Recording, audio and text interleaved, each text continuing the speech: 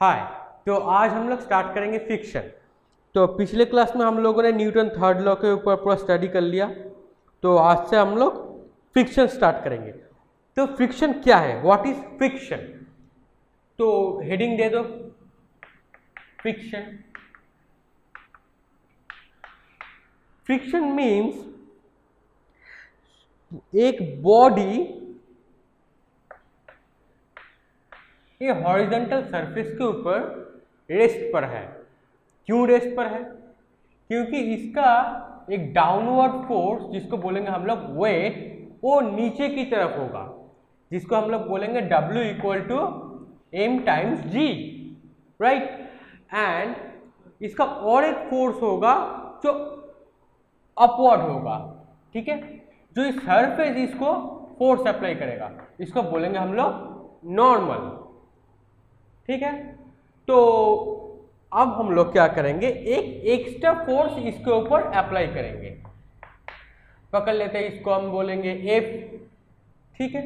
अगर हम लोग जो फोर्स अप्लाई करेंगे वो अगर W से ज्यादा हुआ तो बॉडी रेस्ट पर क्यों है? रेस्ट पर है इसलिए क्योंकि W इक्वल टू N है, एंड W और N दोनों ही वेक्टर क्वांटिटी है, ओके।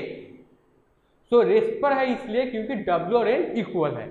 अगर हम लोग कुछ एक्स्ट्रा फोर्स अप्लाई करेंगे, ठीक है, तो क्या होगा देखो, अगर हम लोग कुछ एक्स्ट्रा फोर्स अप्लाई करेंगे, अगर वो फोर्स, ये वाला फोर्स अगर W से छोटा हुआ और N से छोटा हुआ, नॉर्मल फोर्स से छोटा हुआ, तो क्या होगा, ये बॉडी रेस्ट पर रहेगा, ये मूव नहीं कर पाएगा, ठीक है।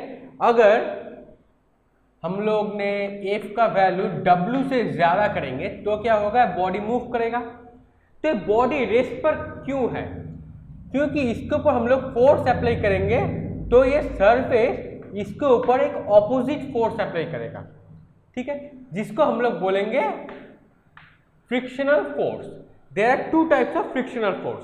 One is kinetic frictional force, another is a static frictional force.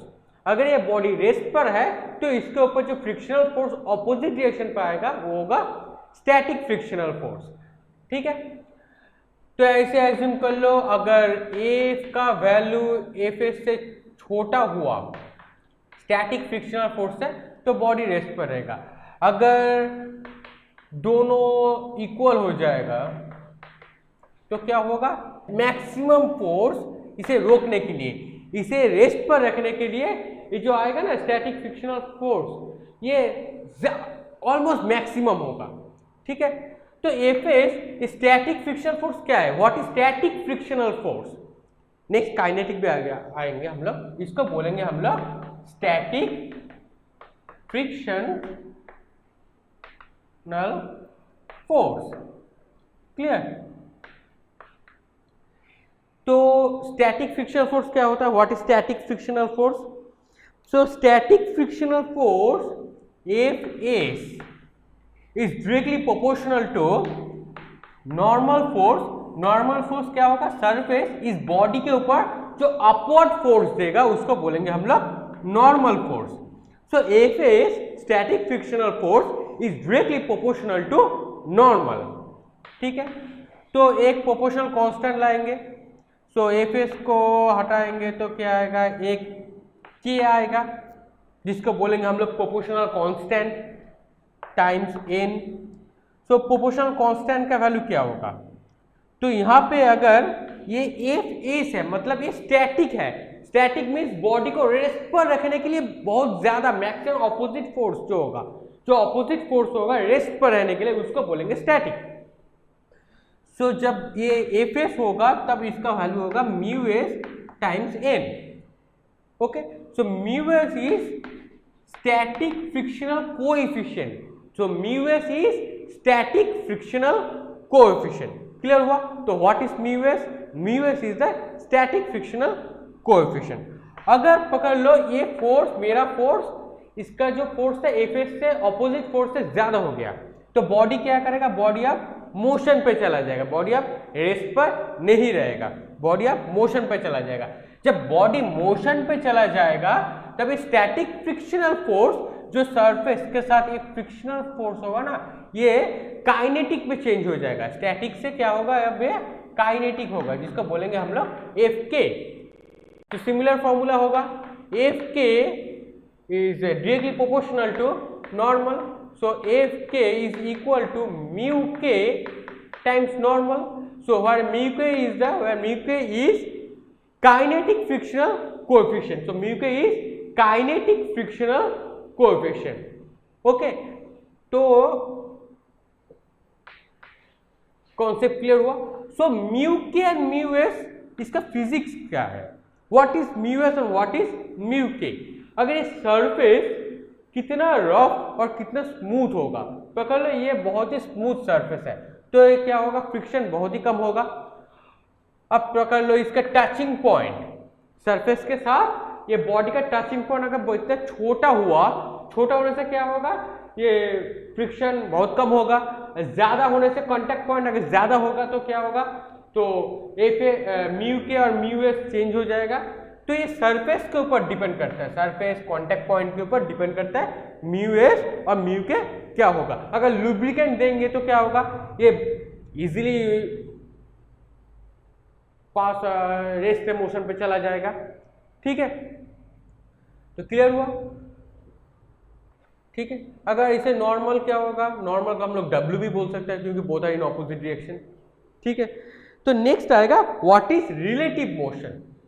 तो फ्रिक्शन क्लियर होगा, व्हाट इज फ्रिक्शन है, तो सरफेस ने क्या किया, इसका अप्लाइड फोर्स के अगेंस्ट में एक फोर्स अप्लाई किया, इसका अप्लाइड फोर्स के अगेंस्ट में एक फोर्स अप्लाई किया। ठीक है, तो इसलिए उसको बोलेंगे हम लोग फ्रिक्शन। फ्रिक्शन भी वन टाइप ऑफ फोर्स होता है जो इसको रोक के रखता है या कभी मूव करने में भी हेल्प करता है। ठीक है, जैसे हम लोग खड़े हैं, ठीक है, ये बोर्ड दीवार से चिपका हुआ है, क्यों है, ड्यू टू फ्रिक्शन। मैं चौक से बोर्ड पे लिख रहा हूं, क्यों, ड्यू टू फ्रिक्शन। ठीक है, क्लियर हुआ। तो अगर बॉडी रेस्ट पर क्यों होगा, सो न्यूटन से लॉ के पहले सोच लो क्या था, W इक्वल टू N, दोनों अगर सेम हुआ, W क्या होता है, वेट, समरी कर लो, नीचे की तरफ जाएगा, तो इसका एक ऑपोजिट होगा, उसको बोलेंगे नॉर्मल। नॉर्मल क्या होता है, ये सरफेस है ना, ये सरफेस, ये ऑब्जेक्ट और पार्टिकल को पड़े ऑपोजिट वाला, W से पूरा 180 डिग्री अगेंस्ट में ऑपोजिट में एक फोर्स अप्लाई करेगा, जिसको बोलेंगे हम लोग नॉर्मल फोर्स। तो बॉडी रेस्ट पर क्यों है, क्योंकि W इक्वल टू नॉर्मल हुआ। सो पकड़ लो इसका जो फोर्स होगा ना, ये अगर W से या N से ज्यादा होगा तब ये बॉडी मूव करेगा। अगर अप्लाइड फोर्स अगर नॉर्मल से ज्यादा होगा तो इससे भी ज्यादा हो जाएगा, तो बॉडी क्या होगा, तो बॉडी स्टैटिक से मोशन पे आ जाएगा। ठीक है, अब हम लोग डिस्कस करेंगे relative motion. So what is relative motion, बहुत ही इजी है। पकड़ लो, एज्यूम कर लो एक ट्रेन है, ये एक ट्रेन है, ट्रेन राइट से लेफ्ट की तरफ जा रहा है, तो ट्रेन का स्पीड है 60 miles per hour. So train का स्पीड होगा तो ट्रेन का जो लोअर जो पोर्शन होगा, ठीक है, उसका भी स्पीड क्या होगा, 60 माइल्स पर आवर, मतलब ट्रेन का स्पीड होगा 60 माइल पर आवर। तो इसके ऊपर एक बॉक्स है, एक बॉक्स है, अगर ये 60 माइल पर आवर से राइट से लेफ्ट की तरफ जाएगा ट्रेन, तो बॉक्स भी क्या होगा, 60 माइल पर आवर से राइट से लेफ्ट की तरफ जाएगा। क्यों जाएगा, बॉक्स क्या होगा, ड्यू टू स्टैटिक फ्रिक्शन ये बॉक्स रेस्ट पर रहेगा। बॉक्स क्या होगा, बॉक्स रेस्ट पर रहेगा, तो W नीचे की तरफ होगा, नॉर्मल इसके ऊपर में होगा। तो ड्यू टू स्टैटिक फ्रिक्शन क्या करेगा, ये बॉक्स को नीचे की तरफ, ये नॉर्मल इसको ऊपर की तरफ बाउंड करके रखेगा। क्या करेगा, बाउंड करके रखेगा। अगर बाउंड करके रखेगा तो ये जिस तरफ जाएगा ये भी उसी तरफ जाएगा। अगर ट्रेन राइट टू लेफ्ट जा रहा है 60 किलोमीटर पर आवर से, बॉक्स को भी जाना पड़ेगा। जैसे बॉक्स की जगह अगर कोई पकड़ लो, एज्यूम कर लो बॉक्स की जगह कोई ह्यूमन बीइंग खड़ा है, वो भी सेम होगा। ये जो स्पीड से जा रहा है, ट्रेन जो स्पीड से जा रहा है, ये जो बॉडी होगा, हम लोग भी अगर पकड़ लो, हम तुम सारे जो भी ट्रेन और बस में हम लोग कार में ट्रेवल करते हैं, सबका क्या होता है, जो कार का जो स्पीड होता है हम लोगों का भी स्पीड सेम होता है। ठीक है, क्यों होता है, ये फ्रिक्शन की वजह से होता है। तो ये स्टैटिक फ्रिक्शन जो होता है ना, ड्यू टू स्टैटिक फ्रिक्शन, ये जितना जोर से जाएगा इसका फ्रिक्शन उतना ही तेज हो जाएगा, ये जितना जोर से जाएगा ये उतना ही तेज होकर जाएगा, तो इसके लिए ये सामने की तरफ जाएगा।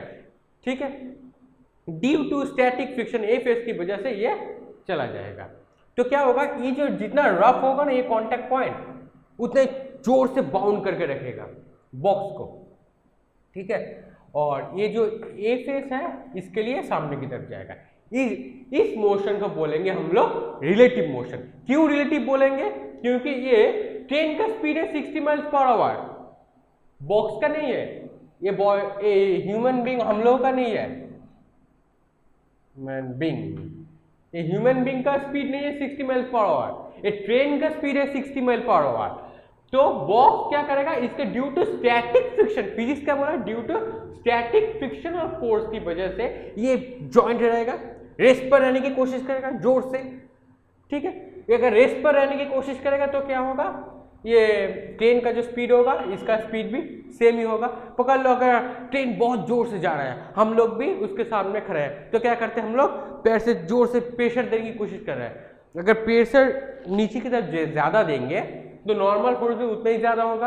अगर नॉर्मल फोर्स ज़्यादा हो गया तो क्या होगा, एफएस के वैल्यू ज़्यादा होगा, तो एफएस के वैल्यू ज़्यादा होगा तो क्या होगा, उतनी हम लोग खड़े रह पाएंगे। अगर रिलेटिव मोशन नहीं होगा, अगर रिलेटिव मोशन नहीं होगा, so due to inertia, inertia क्या था, कार्ड पे लिंक है। ठीक है, देख लेना, जिसने नहीं देखा है, जिसने देख लिया उसको तो बहुत इजी पता होगा इनर्शिया क्या होता है। जो बॉडी मोशन पे है वो मोशन पे रहने की कोशिश करेगा, जो बॉडी रेस्ट पर है वो रेस्ट पर रहने की कोशिश करेगा। ठीक है, तो बॉडी क्या था, ये बॉडी तो रेस्ट पर है लेकिन ट्रेन तो मोशन में है, तो क्या होगा, अगर ये एफएस बहुत कम हो गया तो क्या होगा, ये बॉक्स पीछे की तरफ चला जाएगा और एकदम ट्रेन की लास्ट कंपार्टमेंट में जाके लास्ट वॉल पे जाके स्ट्राइक कर जाएगा। ठीक है, ड्यू टू इनर्शिया, इस इनर्शिया है लेकिन इसका फ्रिक्शनल फोर्स भी तो है, ये बहुत ज्यादा है, इसलिए ये सामने की तरफ चला जाएगा। ठीक है, इसका मोशन नहीं है, ट्रेन का है, तो इसका रिलेशन क्या होगा, इसका है इसलिए इसका मोशन है, इसलिए इसको बोलेंगे हम लोग, इस मोशन को बोलेंगे हम लोग रिलेटिव मोशन। किसका, बॉक्स का और ह्यूमन बीइंग का मोशन को हम लोग बोलेंगे रिलेटिव मोशन। अगर ट्रेन का स्पीड से मैच हो गया तो मैच होगा। अगर ज्यादा कांटेक्ट पॉइंट ज्यादा होगा तो क्या होगा, म्यू का वैल्यू ज्यादा होगा, म्यू का वैल्यू ज्यादा होगा तो एफएस का वैल्यू और बहुत ज्यादा होगा। ड्यू टू एफएस का एकदम याद रख लो, ड्यू टू एफएस, एफएस के लिए ये रिलेटिव मोशन होगा। ठीक है, क्लियर हुआ। अगर कोई डाउट हुआ ना कमेंट सेक्शन में बोलना, ठीक है, मैं कॉन्सेप्ट फिर से बोलूंगा और डाउट जो है वो क्लियर कर दूंगा। ठीक है, अब हम लोग थोड़ा न्यूमेरिकल करेंगे, तो देखना बहुत ही इजी है, तो फ्रिक्शन एकदम इजी हो जाएगा, जितना न्यूमेरिकल करेंगे कॉन्सेप्ट उतना ही अच्छे से क्लियर हो जाएगा। ठीक है, तो करते हैं न्यूमेरिकल थोड़ा। तो एग्जाम्पल 5.7 देखो, ये हम लोग एनसीईआरटी बुक फॉलो करके पढ़ेंगे, पहले ही बोला था। ठीक है, ये जो लेक्चर सीरीज होगा ना ये पूरे एनसीईआरटी बुक के बेस के ऊपर ही करेंगे, बेस करके करेंगे। ठीक है, तो determine the maximum acceleration of the train in which a box lying on the floor will remain stationary, box stationary रहने की कोशिश करेगा ड्यू टू रिलेटिव मोशन। ठीक है, अगर ट्रेन का स्पीड बहुत ज्यादा हो गया, फ्रिक्शन उतना कम हो गया तो ये पीछे की तरफ चला जाएगा। पकड़ एक गेंद को, अगर एक फुटबॉल, एक बहुत बड़ा एक बैलून को ट्रेन में रख दोगे, ट्रेन सामने चला जाएगा, देखना बैलून उतना ही पीछे चला जाएगा।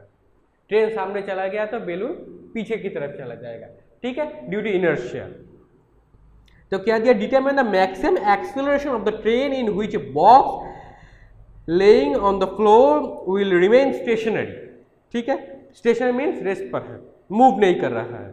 It is given the coefficient of the static friction between the box and the train floor. तो ट्रेन का जो फ्लोर होगा और बॉक्स का जो स्टैटिक फ्रिक्शनल कोएफिशिएंट होगा तो उसका वैल्यू दे दिया, म्यू एच का वैल्यू है 0.15।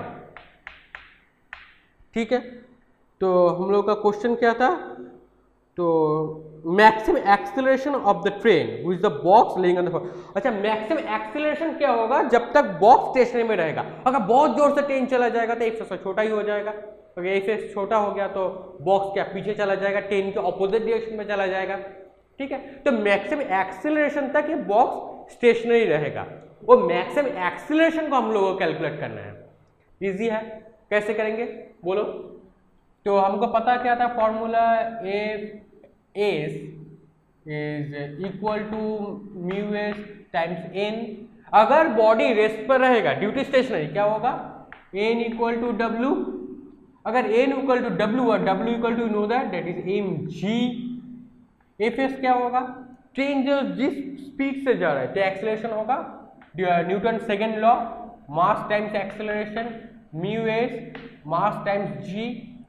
तो एम काट दो, ए का वैल्यू पता नहीं, कैलकुलेट करना होगा। ट्रेन का मैक्सिमम एक्सेलरेशन क्या होगा, जो इस एक्सेलरेशन पे अगर एक्सेलरेशन बहुत ज्यादा हो गया तो ये पकड़ लो लाइट ऑब्जेक्ट जो है वो पीछे की तरफ चला जाएगा ड्यू टू इनर्शिया, क्योंकि उसका म्यू एस जो है बहुत ही डॉटेड पॉइंट, एक फुटबॉल होगा जितना कॉन्टैक्ट पर म्यू से बहुत ही वीक होगा।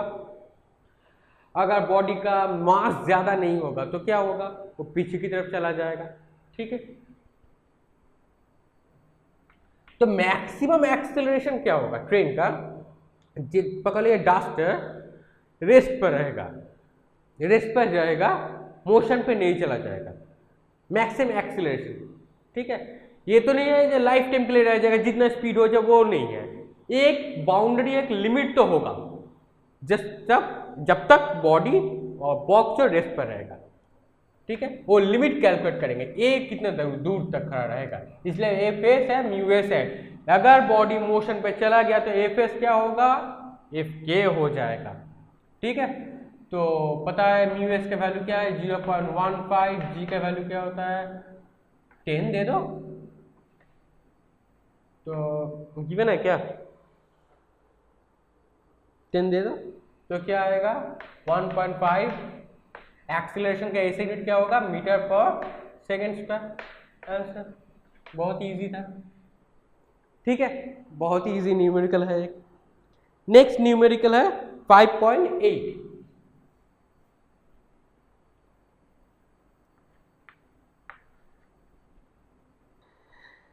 5.8 क्या है, एक फिगर है, फिगर में देखो, a mass of 4 kg rest on a horizontal plane. एक हॉरिजॉन्टल प्लेन है, बॉडी का जो मास है वो क्या है, इसका मास है 4 kg। ठीक है, तो ग्राउंड और बेस हॉरिजॉन्टल के साथ एंगल है थीटा, थीटा का वैल्यू क्या है, थीटा इज 15 डिग्री। ठीक है, with the horizontal the mass just begin to slide। अगर बॉडी जब स्लाइड करना स्टार्ट करेगा तब, जब begins to slide, जब स्लाइड करना स्टार्ट कर रहा, what is the coefficient of the static friction between the block and the surface। तो स्टैटिक फ्रिक्शन जब स्लाइड करना चालू कर देगा तब तो स्टैटिक नहीं रहेगा, तब तो यह काइनेटिक हो जाएगा ना। तो जस्ट स्टार्ट करने से पहले, जस्ट स्टार्ट करने से पहले क्या होगा, उसका हम लोग का कोएफिशिएंट म्यू एस को निकालना होगा। ये थीटा का वैल्यू है 15 डिग्री, बहुत ही इजी है। कैसे करोगे बोलो, ये देखो एक W नीचे की तरफ जाएगा जिसको बोलेंगे हम लोग M G, mass time gravity. ये अगर थीटा हुआ तो ये एंगल क्या होगा, ड्यू टू जियोमेट्री ये एंगल भी 15 डिग्री होगा। ठीक है, कोशिश करना तो एक बार, ये एंगल और ये एंगल 15 डिग्री क्यों होगा, सेम एंगल क्यों होगा, इसका वैल्यू जो होगा इसका वैल्यू भी सेम होगा, क्यों होगा। ठीक है, ये कोशिश करना तो एक बार 15 डिग्री। ठीक है, अगर नहीं हुआ तो बोलना कमेंट में, मैं सॉल्व कर दूंगा। ये अगर mg हुआ तो ये भी एक वेक्टर है, वेट तो ऑल्सो वेक्टर है, मीन्स फोर्स। ये अगर mg नीचे की तरफ जाएगा, इसका दो कंपोनेंट होगा, एक x कंपोनेंट, एक y कंपोनेंट। अगर ये थीटा होगा तो इस वेक्टर का ये वाला कंपोनेंट क्या होगा बोलो, इसलिए वेक्टर देखना जरूरी है। ठीक है, वेक्टर का लेक्चर देख लेना और होमवर्क करना बहुत जरूरी है, अगर पढ़ाई नहीं करोगे तो याद नहीं रहेगा। ठीक है, तो इसका वैल्यू क्या होगा mg कॉस थीटा, और इसका वैल्यू क्या होगा mg sine theta, theta means 15 degree, इसको बोल दो 15 डिग्री।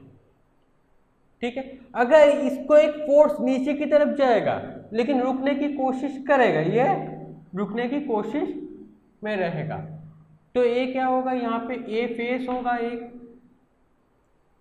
इसका क्या होगा एक नॉर्मल होगा।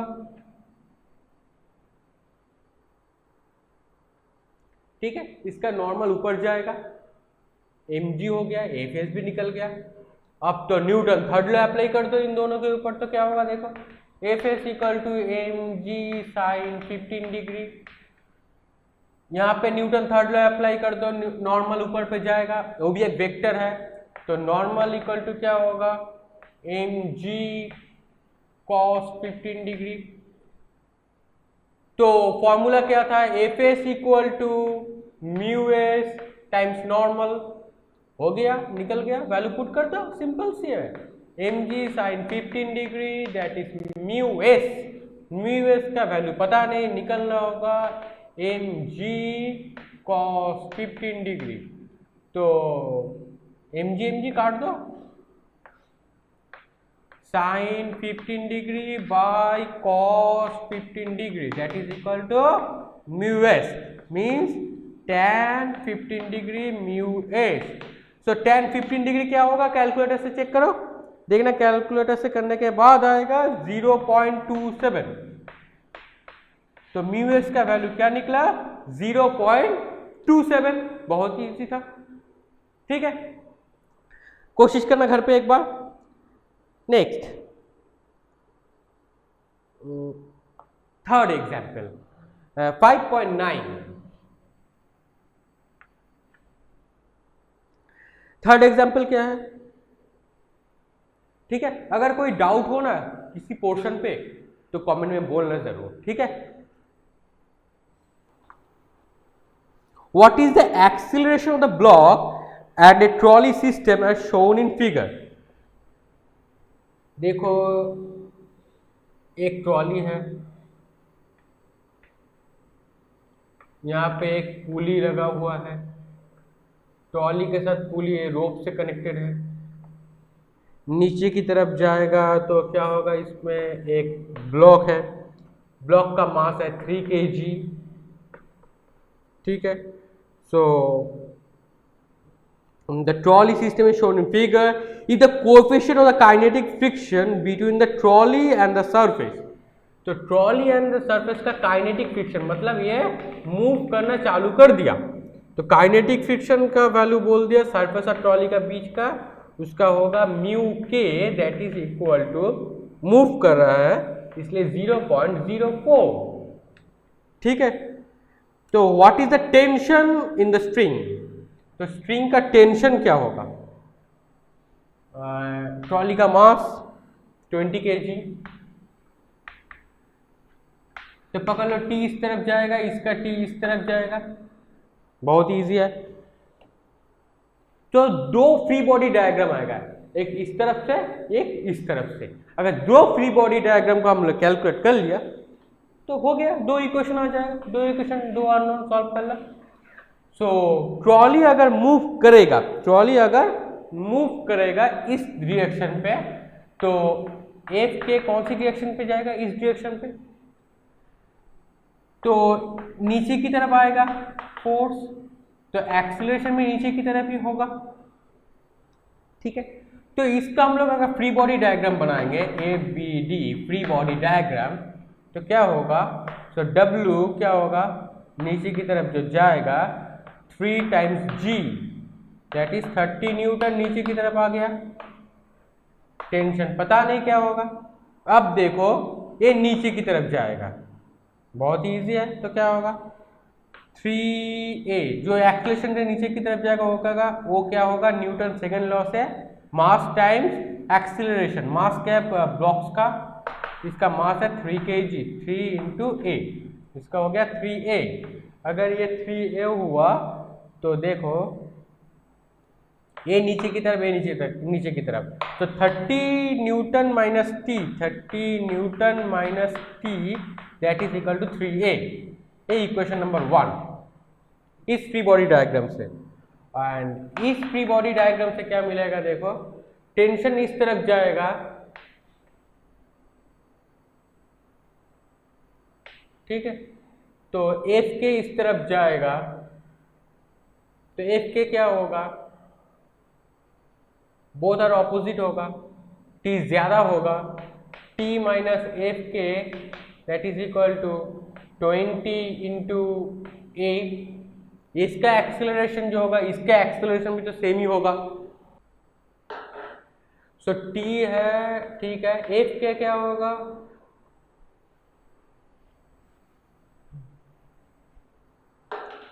सो एफ के होगा, पता था हम लोगों को एफ के equal to mu K times normal, so that is mu K times normal, same ही है, F S mu S times normal, सो mu K times normal 28। So T mu के का वैल्यू क्या है 0.04, नॉर्मल क्या होगा, वही डब्ल्यू जो होगा नॉर्मल वही अपोजिट होगा, सो टाइम्स 20, जी का वैल्यू क्या है 10, 28, सो टी माइनस नीचे हटा दो, नीचे 100 ला दो, 0 0 0 0 काट दो, 4 टाइम्स 2 क्या होगा 8, that is equal to 28, so t minus 20a equal to 8। ये वाला इक्वेशन 2 है, इक्वेशन 1 को सॉल्व करो, 30 न्यूटन है, इसको हटा दो, तो क्या आएगा 30 equal to 3a plus T, तो t plus 3a equal to 30, ये इक्वेशन 1 था। माइनस माइनस माइनस तो क्या होगा, कट जाएगा, तो minus 23a that is equal to minus 22, cut कर लो, a इक्वल टू 22/23 मीटर पर सेकेंड स्क्वायर। a का वैल्यू निकल गया, अब t का वैल्यू निकालो, ठीक है, बहुत ही इजी। t का वैल्यू क्या निकलेगा बोलो,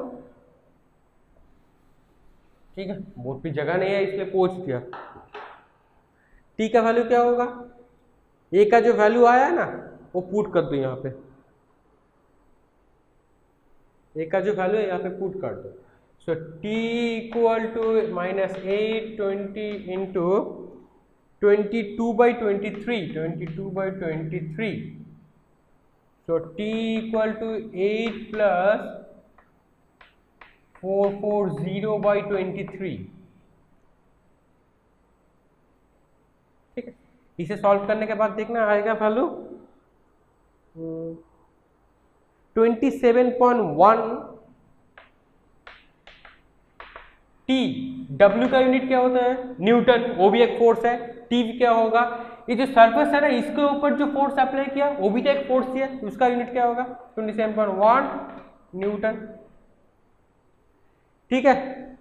क्लियर हुआ, बहुत ही इजी था।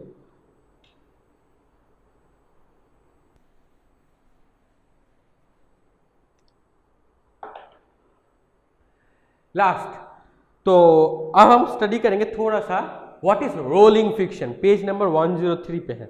What is rolling friction, what is rolling friction क्या है, तो पकड़ लो, a body like a ring और sphere rolling with a slipping over a horizontal plane will suffer no friction. तो रोल अगर करेगा तो क्या होगा, उसका फ्रिक्शन बहुत ही कम होगा। क्यों कम होगा, ये देखो, ये टच पॉइंट जो है ना, म्यू का जो वैल्यू होगा, म्यू एस और म्यू के जो भी हो, ये बहुत ही कम होगा, बहुत ही कम, मिनिमम टू मिनिमम होगा, ठीक है। तो ये अगर जितना कम हो गया तो क्या होगा, ये इजीली रोल कर जाएगा, इसका म्यू एस कम हो गया तो इजीली ये, एक्चुअली इसका म्यू का वैल्यू बहुत कम है, so no motion to relative to the plane, तो इसका कोई रिलेटिव मोशन नहीं होगा। ये अगर इस तरफ जाएगा ना, रिलेटिव में बहुत ही कम होगा, मींस ये अगर इस तरफ जाएगा तो इजीली इस तरफ चला आएगा। इसे जो एगेंस्ट जो होगा ना एफ एस, इसे रोकने का जो फ्रिक्शनल फोर्स वो बहुत ही कम होगा, मिनिमम होगा, तो इजीली ये रोल कर जाएगा। तो in ideal situation the kinetic और static friction is zero, the body should continue to roll with a constant velocity. तो आइडियली क्या होता है, आइडियली ये वैल्यू जीरो होता है तो इजीली ये रोल कर जाता है। जैसे हम लोगों का क्या होता है, व्हील होता है, जितना कांटेक्ट पॉइंट जितना, जैसे साइकिल का व्हील, टायर में पूरा हवा भरा होगा तो इजीली साइकिलिंग करना इजी हो जाता है। अगर टायर में पूरा हवा नहीं होगा तो साइकिलिंग करना थोड़ा टफ हो जाता है, ज़्यादा फोर्स अप्लाई करना पड़ता है क्योंकि इसका वैल्यू जो है ना कांटेक्ट पॉइंट ये बढ़ जाता है। ठीक है, तो क्या किया जाता है, ऐसे होता है ग्रीस किया जाता है, कभी कोई मोबिल लगाया जाता है अगर फ्रिक्शन को कम करने के लिए। फ्रिक्शन को जितना कम होगा वो उतना ही इजी से रोल कर जाएगा। ठीक है, और एक चीज याद रखना द मेजर डिस्कवरी और human beings is zero. Zero होगा मेजर डिस्कवरी और will the major milestone in the human history. ठीक है, तो rolling friction again has a complex origin through the somewhat different from the static and sliding friction. Static friction और sliding friction का थोड़ा different है। तो lubricating लगाया जाता है, तो बॉडी का जितना पॉइंट टच होता है वो यूज होता है। तो आज यही तक कहने देते हैं। ठीक है, तो पढ़ना, अगर कोई डाउट हुआ तो कमेंट सेक्शन में बोलना, और वीडियो जो है ना जितना सारे दोस्तों के साथ शेयर करो कर लो, बहुत ज़्यादा शेयर कर लो और लाइक भी कर लो। ठीक है, अपने व्हाट्सएप ग्रुप में सेंड कर दो, स्कूल के ग्रुप में सेंड कर दो। ठीक है, क्लोज फ्रेंड को बोलो वो शेयर करें, देखने बोलो। ठीक है, तो चैनल को सब्सक्राइब कर दो, रेड बटन प्रेस करो, बेल आइकन को भी क्लिक करना मत भूलना, और कमेंट में बताओ कैसा लगा। ठीक है, तो मिलते हैं नेक्स्ट क्लास में। Thank you.